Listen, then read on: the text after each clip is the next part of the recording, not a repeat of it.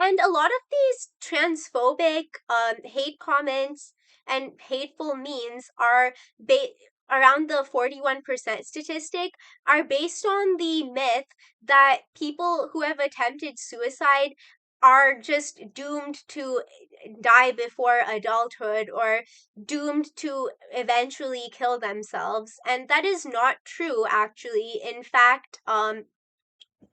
Only in fact 90% of people who attempt suicide will not go on to die from suicide.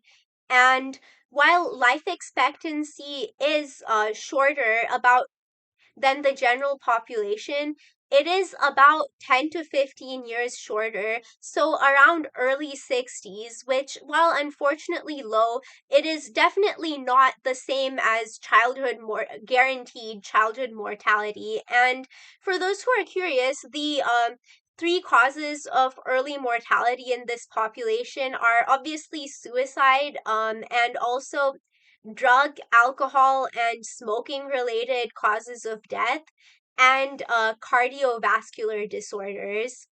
Um, and for other causes of death, mortality is pretty much the same as the general population. And so, two of those causes are very much preventable with proper treatment, proper harm reduction skills.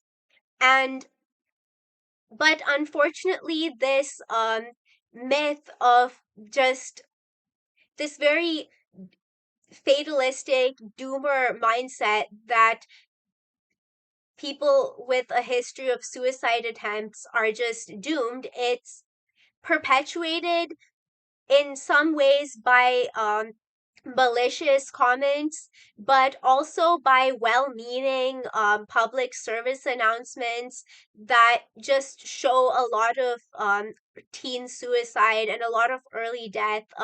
Shows like 13 Reasons Why. Um, and this can lead to a lot of learned helplessness for people who are recovering from suicide attempts.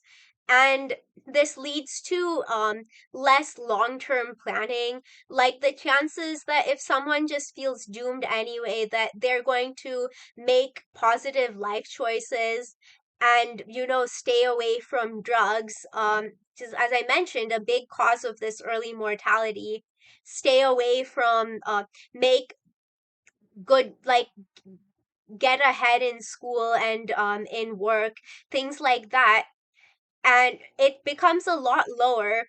And it basically becomes, in some ways, a self-fulfilling prophecy. And that's something that I've been working to fight against with the suicide prevention advocacy and trying to foster, more hope and more positive representation.